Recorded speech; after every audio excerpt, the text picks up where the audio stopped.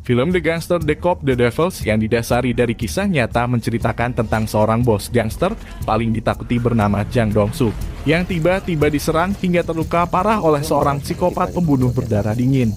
Serangan itu membuat reputasi sang bos gangster rusak. Satu-satunya cara untuk mengembalikan reputasinya adalah dengan menangkap penyerangnya dan membalas dendam. Namun ternyata si penyerang sangat sulit ditangkap karena selalu menghilangkan jejak saat beraksi. Hal ini membuat sang bos gangster bekerja sama dengan seorang polisi bernama Jung Tae-suk yang percaya bahwa si penyerang merupakan pembunuh berantai.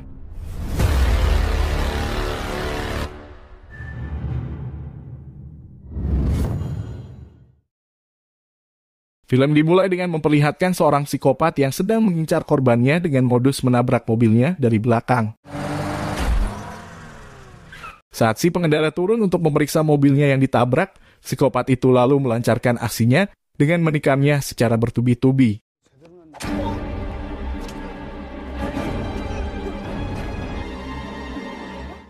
Keesokan harinya, seorang polisi bernama Jung Tae-suk bersama rekannya ditugaskan untuk memeriksa di lokasi pembunuhan itu.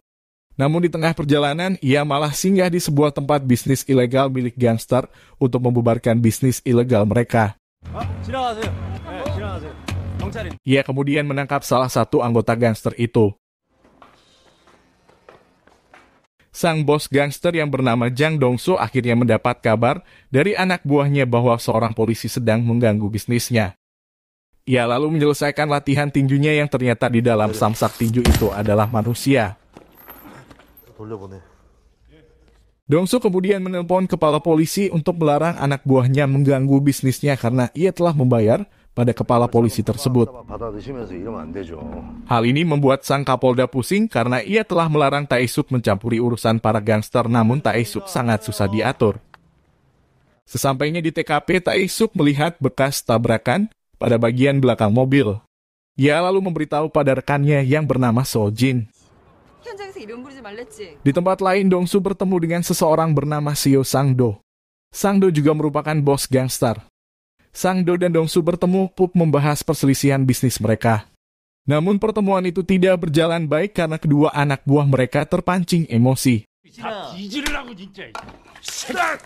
Saat pulang, Dong-soo memilih untuk menyetir mobil sendiri dan menyuruh anak buahnya pulang. Di perjalanan, tiba-tiba sang psikopat muncul dan menabrak mobilnya dari belakang. Mereka berdua kemudian turun dari mobil dan si psikopat menyampaikan permintaan maaf. Dong-soo yang tidak mempermasalahkan kejadian itu menyuruh si psikopat untuk pulang. Saat Dong-soo berbalik untuk kembali ke mobilnya, psikopat itu langsung menusuknya dari belakang. Dong-soo melawan sekuat tenaga.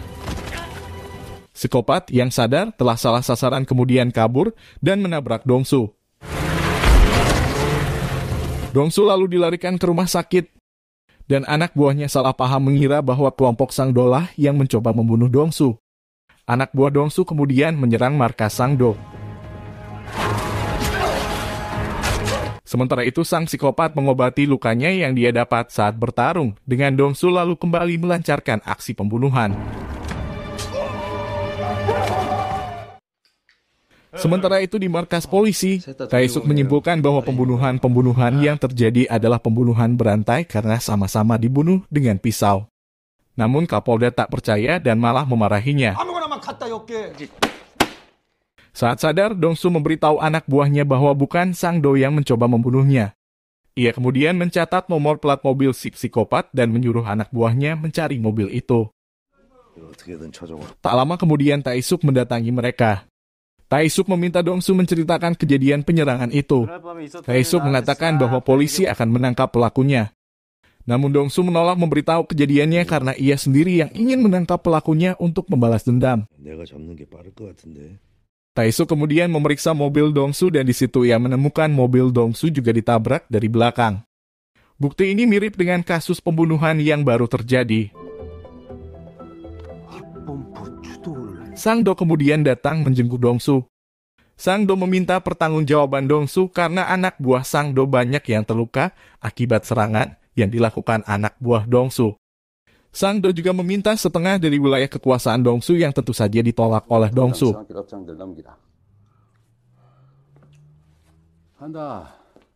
Sementara itu Tae-suk mendesak Kapolda agar mempercayakan kasus pembunuhan itu padanya. Tae-suk yakin bisa memecahkan kasus ini karena untuk pertama kalinya ada korban yang selamat dari percobaan pembunuhan itu. Namun Kapolda menolak permintaannya. Kapolda masih tidak percaya bahwa kasus-kasus pembunuhan itu dilakukan oleh orang yang sama. Di rumah sakit, Dong-su membuat sketsa wajah si psikopat dan memerintahkan anak buahnya menangkap psikopat itu sebelum polisi.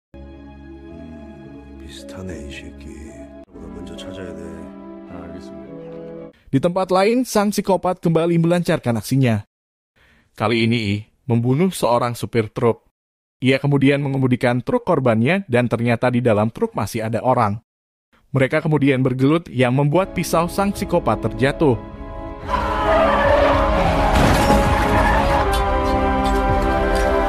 Sementara itu Tae-suk menggeledah salah satu bisnis ilegal milik Dong-su. Ini ia lakukan agar Dong-su mau menceritakan tentang psikopat yang menyerangnya. Namun Dong-su tetap menolak menceritakannya. Percobaan pembunuhan yang dialami Dong-su membuat reputasinya rusak. Hal ini berimbas pada bisnisnya yang menjadi bermasalah. Termasuk anak buah Sang-do yang berani menyerang beberapa daerah kekuasaannya. Anak buah Dong-su juga melaporkan bahwa mereka menemukan mobil dan pisau sang psikopat.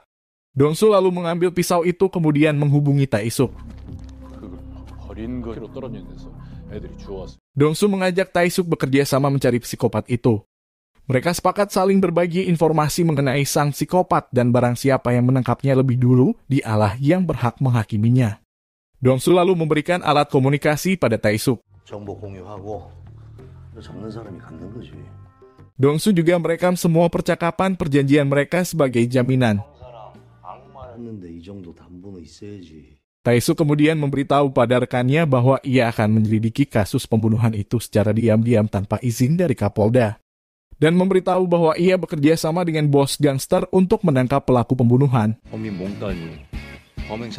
Begitupun dengan Dong-su. Ia memberitahu semua anak buahnya bahwa ia bekerja sama dengan polisi. Polisi dan gangster pun sama-sama memulai penyelidikan. Beberapa hari kemudian, Dong-su menyuruh anak buahnya untuk membunuh Sang-do menggunakan pisau si psikopat. Sang-do akhirnya terbunuh. Dan anak buah Dong-su meninggalkan pisau si psikopat sedang tertancap di tubuh Sang-do. Polisi kemudian memeriksa pisau itu dan mendapat DNA dari semua korban pembunuhan ada pada pisau itu. Polisi lalu menyimpulkan kasus itu sebagai pembunuhan berantai yang dilakukan oleh satu orang. Kasus ini pun dialihkan ke unit kejahatan elit. Saat para anggota unit kejahatan elit tiba, mereka meremehkan Tae-suk dan rekan-rekannya karena tidak bisa menyelesaikan kasus pembunuhan itu.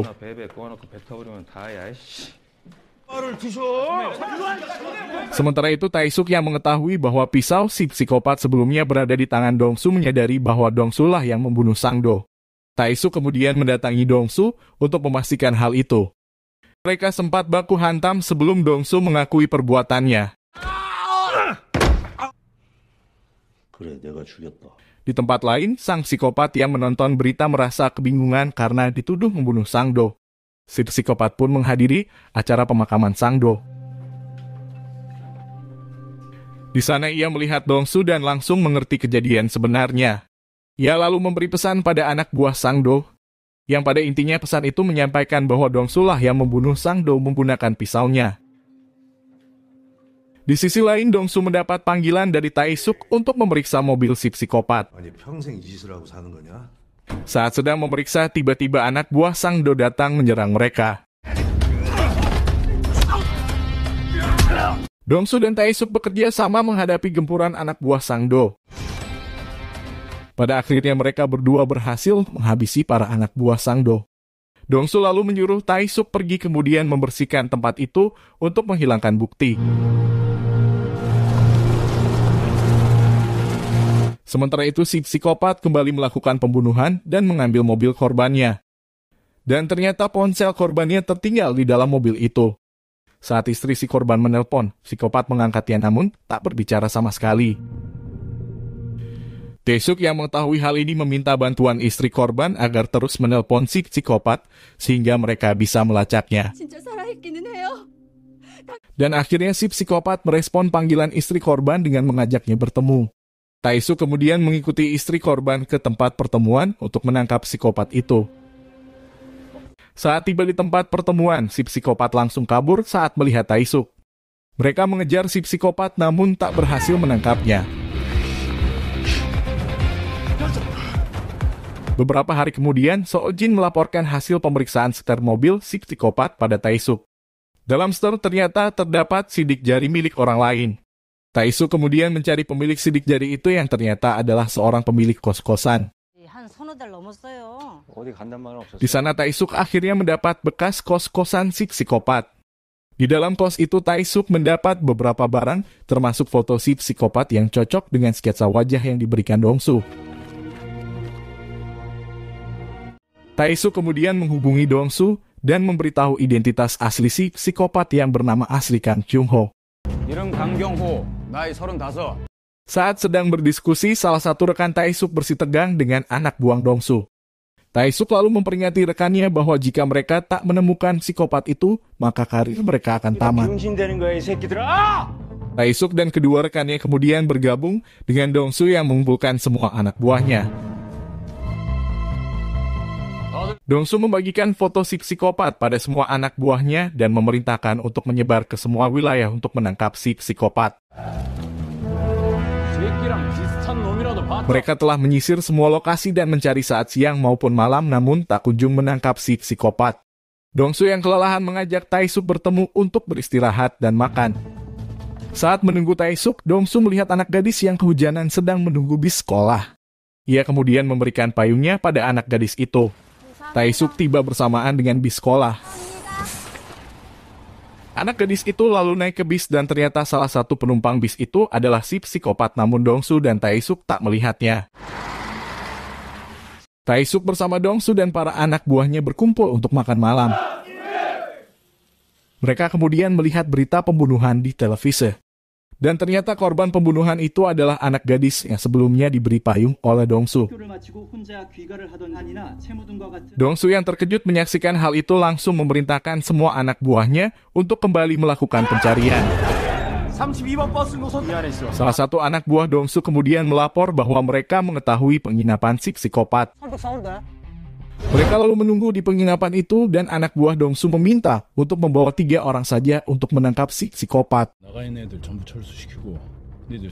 Tae-suk bersama Dong-soo dan 1 anak buahnya kemudian ikut menunggu si psikopat. Saat sang psikopat tiba, ia mengendarai mobilnya dengan pelan.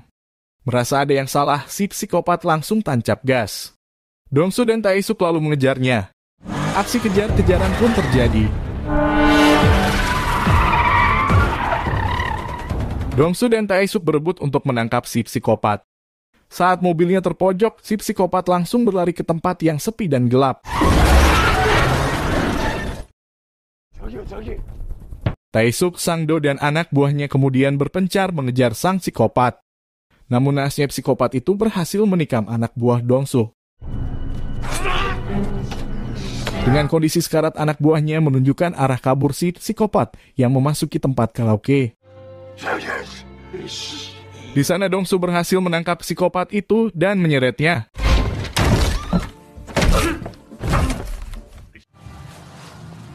Dong-soo memberitahu Tae-suk bahwa ia menangkap si psikopat namun tak memberitahu kemana ia membawa psikopat itu. Dong-soo membawa si psikopat ke gedung kosong dan menyiksanya di sana.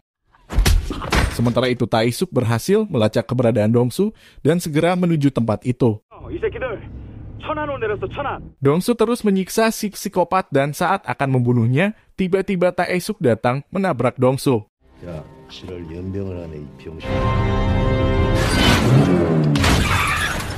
Tae-suk kemudian membawa si psikopat ke kantor polisi. Kapolda dan para anggota unit kejahatan elit pun terkejut menyaksikan hal itu.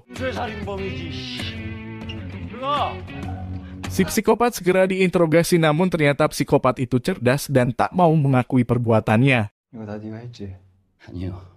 Di sisi lain, beberapa bisnis ilegal Dong-su ditutup oleh polisi dan beberapa anak buahnya dimasukkan ke penjara. 실 수십 군데를 운영 중인 장 씨는 Saat di persidangan, para penuntut tak punya cukup bukti untuk menghukum sang psikopat hingga pada akhirnya Dong-su datang untuk memberi kesaksian. Walaupun itu artinya dirinya juga akan dipenjara karena kasus-kasusnya sebagai gangster akan terungkap. 죽이려고 만든 몽따주입니다. 내가 저 새끼 칼 뺐다가 Ternyata Dong-su bersedia menjadi saksi setelah Tae-suk memintanya melakukan itu. Dong-su sempat menolak dan menghajar Tae-suk karena ulah Tae-suk lah sehingga beberapa bisnisnya ditutup. Dong-su pada akhirnya bersedia bersaksi dengan syarat ia dimasukkan satu sel dengan si psikopat. 그 새끼 한입거리 때가 다 엮을 수 있어 이 새끼야. 넣어준다고 약속해. Kesaksian-kesaksian yang disampaikan Dong-su berhasil membuat si psikopat dijatuhi hukuman mati. 강경호에게 사형을 선고한다. Tae-suk dan rekan-rekannya yang berkontribusi menangkap si psikopat diberi sebuah penghargaan. Sementara itu, sang psikopat dipenjara terlebih dahulu sambil menunggu jadwal eksekusi. Beberapa waktu kemudian, Dong-su yang menjadi tahanan dibawa ke penjara tempat psikopat itu ditahan. Saat Dong-su tiba, para narapidana yang merupakan anak buahnya langsung memberi hormat padanya. Saat si psikopat mandi, Dong-su mendatanginya dengan membawa tali berukuran besar untuk mengeksekusi si psikopat dan film berakhir.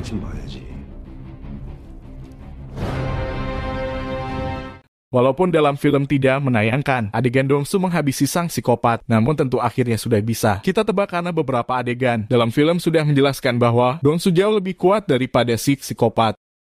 Oke guys, sekian. Jangan lupa like, komen, dan subscribe.